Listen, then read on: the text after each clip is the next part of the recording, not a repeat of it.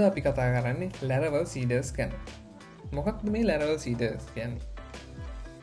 අපි සාමාන්‍යයෙන් Laravel seeders පාවිච්චි කරන්නේ අපේ application එකට අදාළ testing data database එකට insert කරගන්න සහ අපේ application එකට අදාළ default values මොනවා හරි එහෙම නැත්නම් data මොනවා හරි තියෙනවා නම් ඒවා අපේ database එකට insert කරගන්න. ඉතින් මම මේක අපේ ප්‍රොජෙක්ට් එකත් එක්ක දැනට කරගෙන යන බ්ලොග් ටියුටෝරියල් එක ගලපගෙන අද ඔයාලට සීඩස් ගැන කියලා දෙන්න. හරි එහෙනම් අපි යමු ප්‍රොජෙක්ට් එක පැත්තට. මේ තියෙන්නේ අපි කරගෙන ආපු බ්ලොග් ටියුටෝරියල් එකේ වෙල්කම් පේජ් එක තමයි මේ තියෙන්නේ. ඉතින් මෙතන තියෙනවා database එක. database එකේ කිසිම data එකක් දැන් නැහැ. users table එක empty, post table එක empty. ඉතින් මම ඉස්සල්ලාම Laravel seeder එක ඔයාලට කියලා දෙන්න මම පාවිච්චි කරන්නේ user table එක. ඒ කියන්නේ අපි දැන් කරන්න හදන්නේ user table එකට අපේ project එක හරහා අපේ Laravel application එක හරහා admin userව අපේ table එකට migration එකේදීම insert කරගන්න. මොකද කලින් ඔයාලට මතක ඇති කලින් videos බලුවා නම් මම admin userව database එකට add කරන්නේ මම මෙන්න මෙතන database එකට ඇවිල්ලා තමයි manually තමයි add කරන්නේ. ඒතකොට manually අපිට add කරන්න ඕනේ නැහැ. අපි Laravel seeder එකක් පාවිච්චි කරන්නේ. මේක ගොඩක්ම වටින දෙයක් Laravel seeders කියන්නේ. මොකද especially විශේෂයෙන්ම ගත්තොත් අපේ application එක testing කරගන්න සහ මේ වගේ දැන් අපි මම කලින් කිව්වා වගේ default මොනවා හරි values data තියෙනවා නම් ඒවා අපේ database එකට insert කරගන්න තියෙන ලේසිම ක්‍රමය තමයි seeders කියන්නේ. හරි එහෙනම් අපි යමු අපේ code එකට. ඔයාලට පේනවද මම දැන් migration එක කරා. ඒ කියන්නේ මගේ database එක reset කරගත්තා. right. මම දැන් run කරනවා php artisan make seeder. මේක තමයි අපේ artisan command එක seeder එකක් create කරන්න තියෙන. ඉතින් seeder එකට නම දෙනවම admin seeder. මෙහෙම type කරලා enter කරාම අපේ seeder එක create වෙනවා. හරි. අපේ seeder එක create වෙන්නේ මෙන්න මේ database folder එක ඇතුලේ seeders වල admin seeder. මේ තියෙන්නේ අපි දැන් create කරගත්ත admin. ඉතින් දැන් මේ admin seeder එක ඇතුලේ ඔයාලට පේනවා ඇති run කියලා method එකක් තියෙනවා. මේ run method එක තමයි execute වෙන්නේ අපි db එක seed කරද්දී අපේ database එක seed කරද්දී මේ run method එක ඇතුලේ තියෙන අපි මේ දැන් ලියන්න යන දේ තමයි execute වෙන්නේ. ඉතින් අපි මෙතන ලියන්න ඕන අපේ admin userව අපේ database එකට insert කරලා දෙන්න කියලා. ඉතින් ඒකට මම user model එක ගන්නවා. user model එකේ create ඊට පස්සේ මේ විදිහට array එකක් මම parameters විදිහට දෙනවා.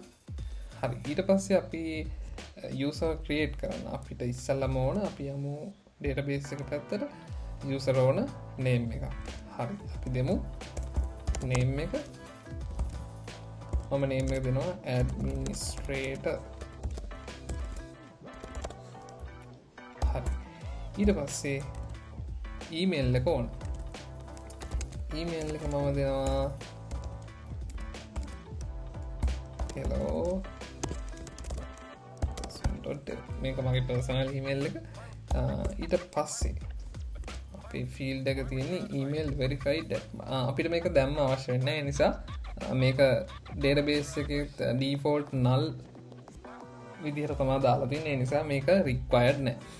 ඒ නිසා මම මේක skip කරලා මේ column එක skip කරලා මම මෙතන දෙනවා password වලට. password දෙකත් අපි අනිවාර්යයෙන්ම මෙතනට දෙන්න ඕනේ. ඒ නිසා password එක 1 2 3 4 5 6 7 8 මෙන්න මේ වගේ password එකක් තමයි අපි දෙන්නේ. හැබැයි අපි මෙහෙම නෙමෙයි මේක දෙන්නේ. මොකද Laravel ඇප්ලිකේෂන් එක සාමාන්‍ය පාස්වර්ඩ් එකක් ඉන්සර්ට් කරගත්ති ඩේටාබේස් එකට ඒ පාස්වර්ඩ් එක එන්ක්‍රිප්ට් කරගන්නවා.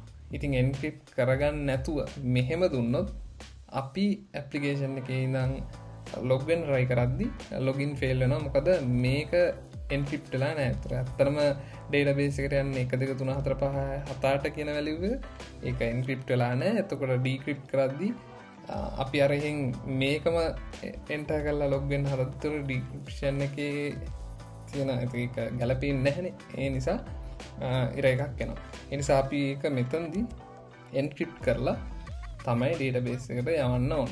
මම ඒකට bcrypt කියන මෙතඩ් එක පාවිච්චි කරනවා අපේ පාස්වර්ඩ් එක එන්ක්‍රිප්ට් කරගන්න. හරි.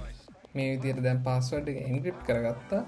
ඊට පස්සේ අපේ රෝල් එක තමයි ඇඩ්මින්ට එන්නේ. ඇඩ්මින් රෝල් එක ඇඩ්මින් විදිහට දෙනවා. ඊට පස්සේ එච්චරයි. රිමෙම්බර් ටෝ කරන්න අවශ්‍ය නැහැ. created that updated that ඒව automatically create වෙනවා. හරි ඔකේ. ඊට පස්සේ අපි කරන්න තියෙන්නේ මේ දැන් create කරගත්ත admin seed එක මෙන්න මේ database seed වල register කරගන්න ඕන.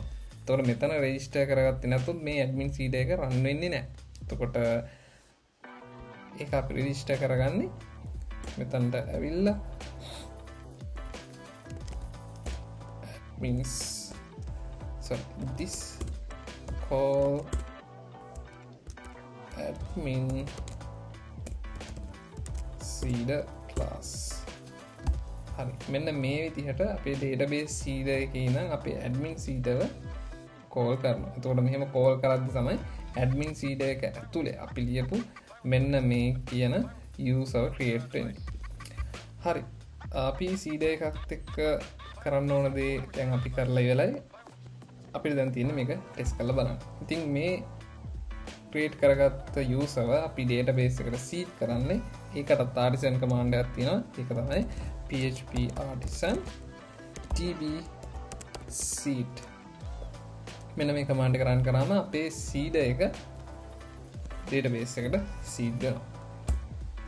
හරි. ඔයාලට පේනවා ඇති අපේ admin seeder seeding කියලා මෙතන වටනවා. ඊට පස්සේ seeded කියලා වටනවා. seed වුණා කියලා. ඉතින් ඒ විදිහට අපේ seeding එක complete වුණා.